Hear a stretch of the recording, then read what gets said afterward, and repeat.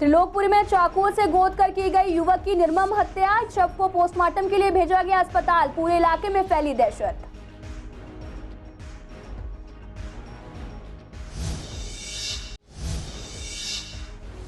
Chinese मांझा बेचने वाले 2 दुकानदार को पुलिस ने किया गिरफ्तार। आरोपी के नाम सबीर और संजय। पास से 222 चरखियां की बरामद। दोनों चोरी छिपे बेचा करते थे मांझा। पुलिस ने 2 आरोपियों को किया गिरफ्तार। पास से एक पिस्टल और 2 जिंदा कारतूस किए बरामद। दोनों आरोपियों को सलाखों के पीछे भेजा। सीलमपुरी में हर्ष फायरिंग करने से 3 बच्चे हुए जख्मी।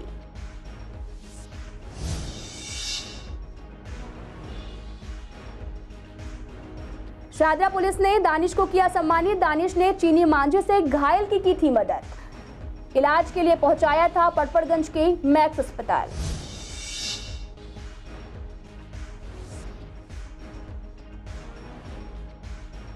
कृष्णानगर अमृत महोत्सव की हर तरफ देखी जा रही धूम। दुकानदारों को दुकानों पर जाकर दिए गए झंडे। हर पार्टी के नेता दिखे साथ।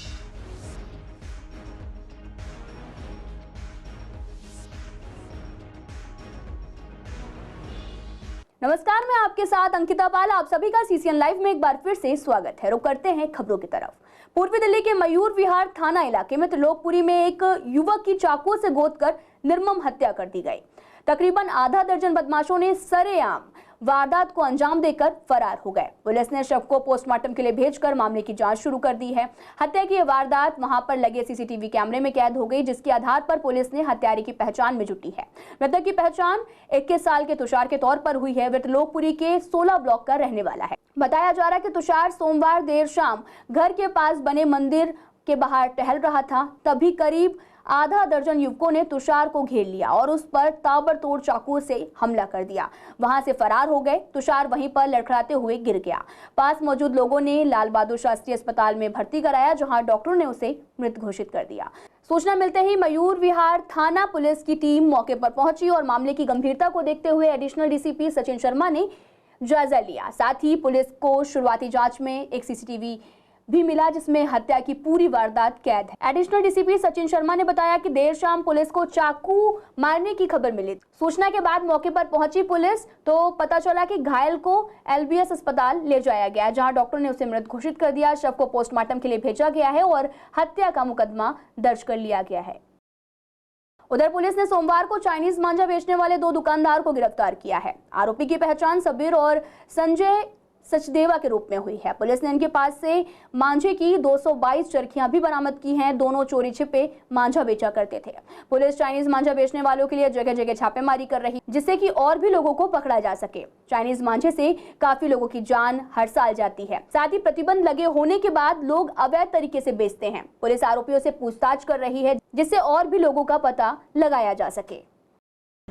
बाकी सारे जो लोगों को जो मेरा निवेदन है, ये जो चाइनीज़ मांझा है या कोई भी मांझा हो या प्लास्टिक मांझा हो, वो काफ़ी खतरनाक है। उसको इस्तेमाल करना बिल्कुल मना है, कानून के खिलाफ है। अगर कोई भी इसको इस्तेमाल करते हुए, सेल करते हुए अगर पाया गया, उनके खिलाफ कानून की कार्रवाई होगा। उत्तर पूर्वी दिल्ली के सीलमपुर थाना पुलिस ने हर्ष फायरिंग के दौरान गोली लगने वाले घायल हुए 3 बच्चों के मामले में आरोपी आमिर और हमजा को गिरफ्तार किया है। पुलिस ने इनके पास से एक पिस्टल और 2 जिंदा कारतूस भी बरामद किया है। आपको बता दें कि नॉर्थ ईस्ट के उपायुक्त संजय कुमार सेन ने बताया कि शनिवार शाम को एक युवक के बच्चा पैदा होने की खुशी में कार्यक्रम को रखा गया था। इसी दौरान पड़ोस में हर्ष फायरिंग की गई और गोली लगने से 3 बच्चे घायल हो गए। इसी को लेकर पुलिस ने टीम गठित कर आमिर को गिरफ्तार कर लिया और सलाखों के पीछे डाल दिया है। पूर्वी दिल्ली के जगतपुरी थाने के पास रविवार शाम चाइनीज मांझे की चपेट में आने से मोटरसाइकिल सवार अभिनव की गर्दन कट गई। इसी दौरान अभी के लिए दानिश फरिश्ता बनकर आए और उन्होंने खून रोकने के लिए अपनी शर्ट को उतारकर उसके गले में बांध दिया और ऑटो से पटपड़गंज के मैक्स अस्पताल ले गए। अस्पताल में सर्जरी के बाद युवक को आईसीयू से वेंटिलेटर सपोर्ट पर रखा गया। पुलिस ने दानिश को सम्मानित भी किया। जगतपुरी निवासी दानिश एक निजी कंपनी में ट्रांसलेटर का काम करता है। शाहदरा डिस्ट्रिक्ट के उपायुक्त आर सत्य सुंदरम अस्पताल पहुंचे और दानिश को गले से लगाकर युवक की जान बचाने के लिए धन्यवाद कहा और उसके बाद अपने कार्यालय में बुलाकर सम्मानित किया।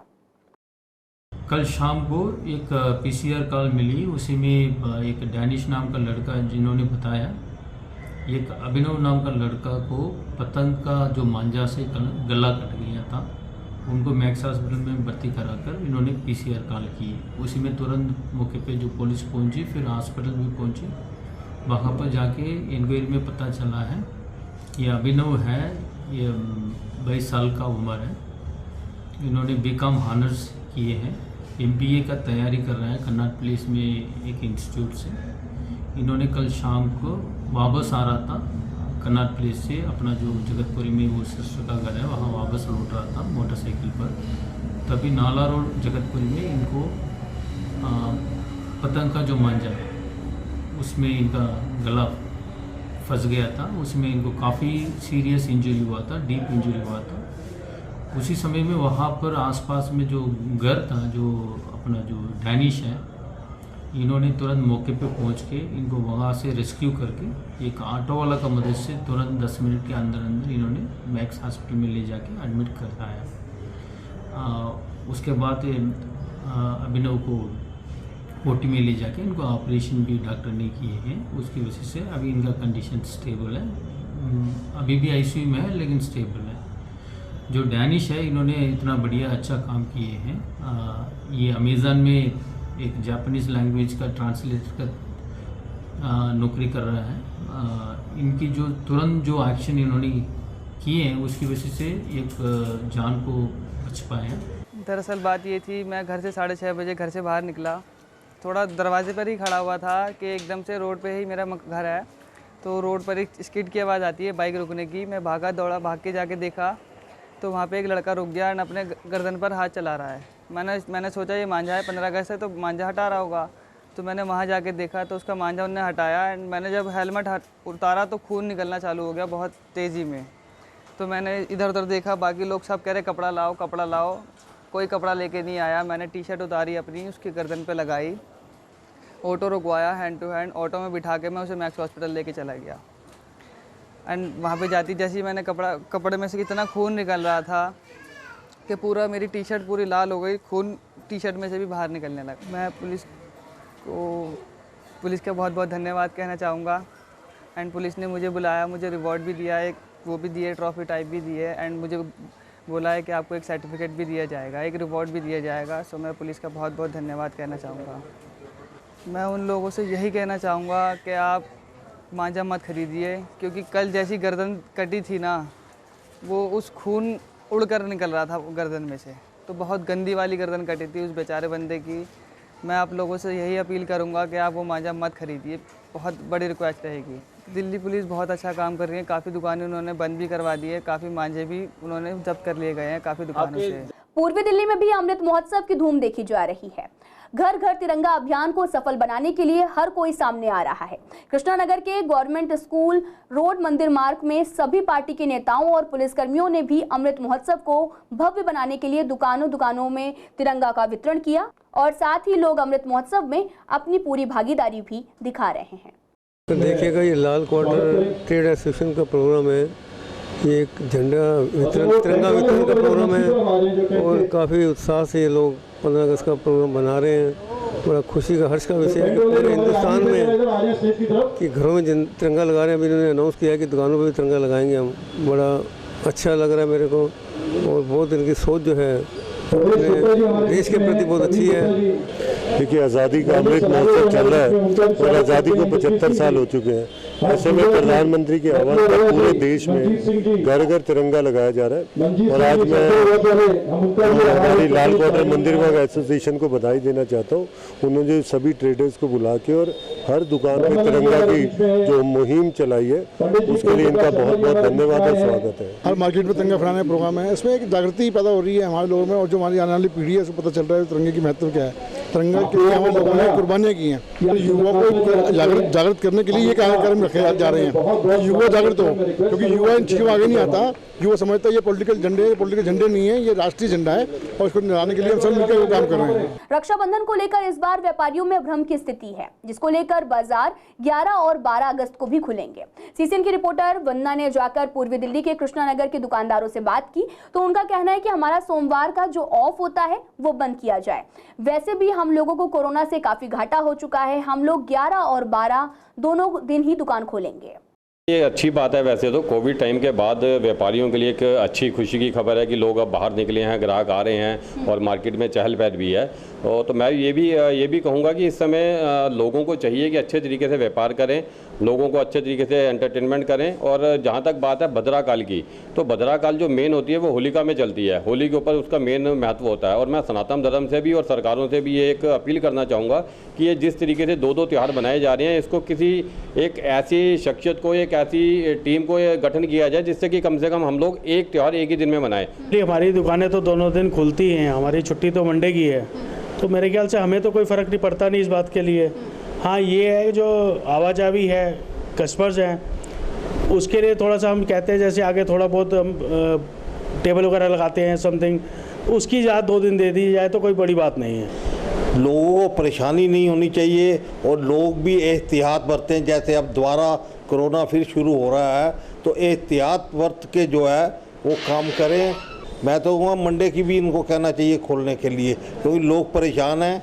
लक्ष्मी नगर स्थित किशनगंज पार्ट 2 में पिछले 4 महीने से सड़क पर काम चल रहा है, जिसमें कि पहले गैस पाइपलाइन और फिर सीवर लाइन लगाने से सड़क को खोदा गया था, लेकिन उसके बाद भी रिपेयर नहीं किया गया, जिसकी वजह से यहां गाड़ियों को निकलने और खड़ी करने में लोगों को काफी दिक्कतों का सामना करना पड़ता है। स्थानीय लोगों का कहना है कि यहाँ बच्चे खेलते हैं और चोटिल भी हो जाते हैं और साथ ही यहाँ गाड़ियां भी गिर जाती हैं। साथ ही लोगों का ये भी कहना है कि ज्यादा बारिश होने से घरों के अंदर भी पानी भर जाता है। लोगों ने कई बार शिकायत की है, लेकिन अभी तक कोई भी सुनवाई नहीं हुई। समस्या ये काफ़ी टाइम हो गया खुदे हुए पड़े हुए, काम हो ही नहीं रहा है। ये मेरे को गैस सीवर डाला गया है, उसके बाद जो है इन्होंने गैस पाइप डाली है और वो सीवर वाले पाइप डाले हैं प्लास्टिक वाले। सड़क कई बार काम करते हैं फिर चले जाते हैं मलबा वलबा भर के। दिक्कत क्या, कोई कार वाला आ जाए, कोई टू व्हीलर, हमें टू व्हीलर खड़े करने में परेशानी हो रही है। और इसमें आज 4 महीने से सबको परेशानी है, सब लोगों को परेशानी है। गली में बच्चे खेल नहीं सकते, गिरते हैं, चोटें लगा के आ जाते हैं, खून निकलता है, रोज रोड़े पत्थर पड़े हुए हैं सारे यहाँ, इनको कोई सुनाई नहीं है यहाँ पे। गाड़ियाँ वगैरह खड़ी करने में, निकलने में हर चीज़ में दिक्कत है, गाड़ियाँ रोज पंचर हो रही हैं। बारिश लगातार हो रही है, मिट्टी जो है पानी के अंदर, जैसे बारिश होती है मिट्टी धंस जाती है, खड्डे हो जाते हैं। अभी ये आज 5 दिन से रोड़ी डाल के चले गए हैं, उसके बाद ये बोले कि लेंटर डलेगा, इसको प्लेन कर दिया जाएगा, बट आज तक अभी कोई भी अभी तक नहीं आया। 1-2 गली करके 2 गली छोड़ देते हैं, फिर करते हैं। उस बीच महीने में इन्होंने 4 महीने लगा दिए हैं। कम से कम 1 से लेके 6 नंबर 7 नंबर गली तक पूरी लाइनें डली हैं। जो सीवर की सबसे पहले गैस पाइप डली, गैस पाइप वालों ने अपना काम किया, उन्होंने अपना समतल करके सीमेंट करके प्लेन कर दिया। उसके बाद ये सीवर के लिए आए, सीवर के लिए सब लोग एग्री हो गए कि हाँ चलो जी हो जाए, कोई बात नहीं भाई, बारिशों में पानी नहीं रुकेगा। उसके बावजूद ये जो काम कर रहे हैं इसको इतना मतलब डिले कर रहे हैं कि जिसके वजह से हम लोगों को बहुत परेशानी आ रही है। ये क्या 4-5 महीने से 2-3 बार टूटियाँ, कभी गैस वाले तोड़ जाते हैं, कभी सीवर वाले तोड़ जाते हैं, कभी पानी वाले तोड़ जाते हैं। और देखो जगह जगह पानी भर रहा है, ये मच्छर ऐसे छोड़ जाते हैं, फिर महीनों लग जाते हैं ठीक होने में। बरसात का मौसम में मच्छर पैदा होते हैं, मलेरिया सब उसी होता है। हाँ बिल्कुल पानी भरता है, इस समय पानी भरता है, मच्छर पैदा होते हैं, बहुत परेशानी होती है, गाड़ी निकलती, परेशानी होती है। बस स्टैंड जगह जगह बनाए जाते हैं लोगों की सहूलियत के लिए, ताकि वो बस स्टैंड पर रुककर बसों का इंतजार कर सकें, लेकिन इन्हें बनाने के बाद सरकार इन बस स्टैंड की मरम्मत पर बिल्कुल भी ध्यान नहीं देती। ऐसा ही हाल अंगद नगर के बस स्टैंड का है, जहां ना तो स्टैंड पर शेड है और ना ही यहां सही तरीके से बसों के रूट नंबर्स लिखे हुए हैं। यहां बसें भी रुकती हैं और यात्री भी आते हैं, लेकिन उसके बावजूद कोई सुनवाई नहीं हो रही। जब हमने यहाँ खड़े हुए यात्रियों से बात की तो उनका कहना था कि जिस तरह का मौसम है, कभी धूप होती है तो कभी बारिश, जिसकी वजह से उन्हें काफी परेशानियों से जूझना पड़ता है। बस का इंतजार करते समय काफी परेशानी होती है। बस के लिए खड़े हैं, लेकिन देख लो कितनी धूप है। मैंने जाना सीपी। अच्छा, स्टैंड की जो हालत है उसके लिए स्टैंड की हालत तो बहुत बेकार है, बहुत ही खराब है।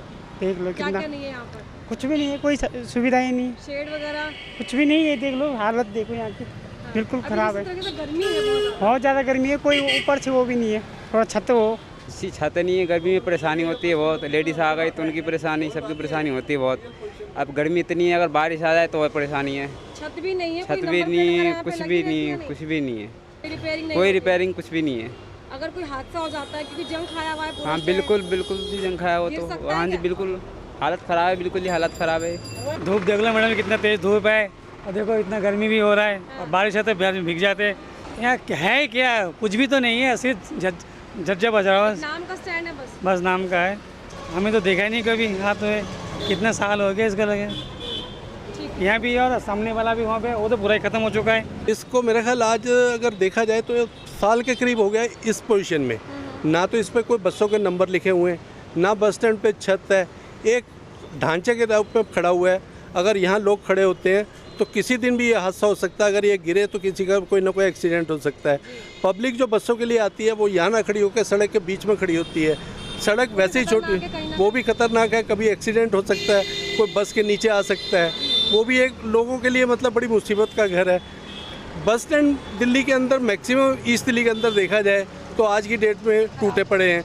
यही प्रियदर्शनी विहार का बस स्टैंड है, अगर उसे देखा जाए तो उसका तो ढांचा ही टूटा पड़ा पूरा, मगर उसकी तरफ इनका कोई ध्यान नहीं है। मुहर्रम पर सफाई व्यवस्था का जायजा लेने के लिए दिल्ली नगर निगम के डिप्टी कमिश्नर अमित शर्मा ने एमएलए सीलमपुर अब्दुल रहमान और RWA जाफराबाद के महासचिव डॉक्टर फहीम बेग के साथ पूरे इलाके का दौरा किया। इस दौरान सीलमपुर विधायक अब्दुल रहमान ने त्योहारों के दौरान इलाके में साफ सफाई, खासतौर से उन इलाकों में जहां से मुहर्रम के जुलूस गुजरेंगे, वहां पर सफाई व्यवस्था को ठीक करने को कहा। साथ ही निगम उपायुक्त ने एमएलए और साथ ही अन्य प्रतिनिधियों को आश्वस्त भी किया कि क्षेत्र में सफाई व्यवस्था का बेहतर इंतजाम किया जाए और इसके साथ ही इस बात का भी पूरा ख्याल रखा जाए कि इलाके में किसी भी तरह का अतिक्रमण की वजह से जाम न लग पाए। और इस दौरान उन्होंने ब्रह्मपुरी मेन रोड का भी जायजा लिया। खान कुछ दुकानों के आगे सड़क को घेर कर सामान रखा होने की वजह से सड़क अवरुद्ध हो रही थी। विधायक अब्दुल रहमान ने डीसी का ध्यान इस तरफ आकर्षित किया और उपायुक्त ने सभी लोगों को आश्वासन दिया